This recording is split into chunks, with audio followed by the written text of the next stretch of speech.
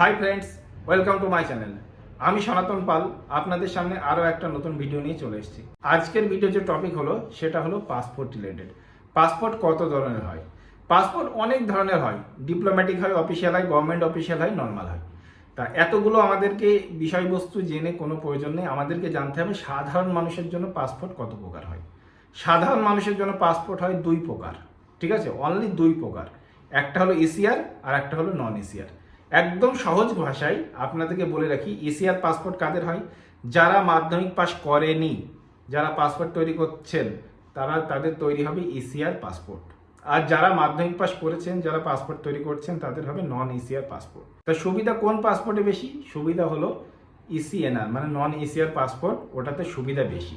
এরপরে কি কি অসুবিধা হতে পারে আর কি কি প্রবলেম হয় নন ইসিআর আর ইসিআর পাসপোর্টে? তা নন এশিয়ার পাসপোর্টে সেরকম কোনো অসুবিধা হয় না।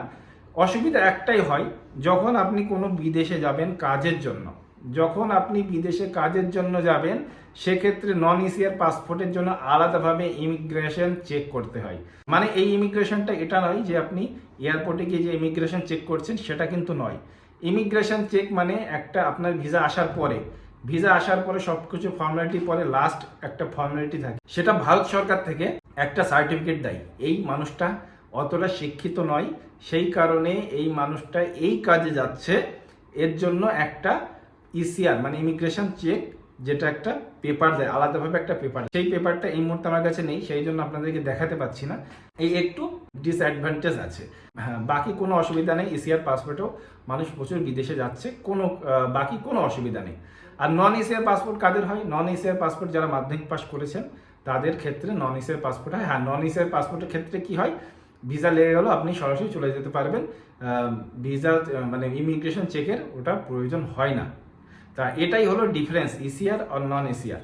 আবারও আপনাদেরকে বলে দিই, এশিয়ার পাসপোর্ট যারা মাধ্যমিক পাস করেনি আর বিদেশে যেতে গেলে তাদেরকে আলাদাভাবে ইমিগ্রেশন চেক করাতে হয়। ইমিগ্রেশন চেক আপনার করাতে হবে না, ওটা যে আপনার ট্রাভেল এজেন্ট তারাই করিয়ে দেয়। আর নন এশিয়ার পাসপোর্ট কাদের? নন এশিয়ার পাসপোর্ট হলো যারা মাধ্যমিক পাস করেছেন তাদের ক্ষেত্রে নন এশিয়ার পাসপোর্ট তৈরি হয়। সেক্ষেত্রে কি হয়, আপনার ইমিগ্রেশন চেক করার প্রয়োজন নেই, আপনি সরাসরি ভিসা লেগে গেলে টিকিট করে চলে যেতে পারেন। তা এটাই হলো ইসিআর আর নন এশিয়ার পাসপোর্টের পার্থক্য। তা আশা করছি এই ভিডিওটা দেখার পরে আপনাদের আর বুঝতে কোনো রকম কোনো অসুবিধা হবে না। যদি কোনো অসুবিধা হয় তাহলে কমেন্ট করে অবশ্যই জানাবেন, আমি যত তাড়াতাড়ি সম্ভব আপনাদেরকে রিপ্লাই দেব।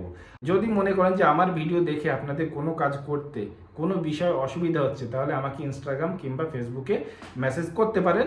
আমি খুব তাড়াতাড়ি আপনাদেরকে রিপ্লাই দেবো এবং আমি করে দেবো আপনাদের কাজ, কোনো অসুবিধা হবে না। তা আর যারা আমার চ্যানেলে নতুন, আমার চ্যানেলটাকে অবশ্যই সাবস্ক্রাইব করবেন। যারা আমার চ্যানেলে অলরেডি সাবস্ক্রাইব করে তাদেরকে অসংখ্য ধন্যবাদ। আর বেশি সময় আপনাদের কাছ থেকে নেব না। তো চলুন, দেখা হচ্ছে পরের এমন কোনো ভিডিও নিয়ে। ততক্ষণ সবাই ভালো থাকবেন, সুস্থ থাকবেন। জয় হিন্দ, জয় ভারত।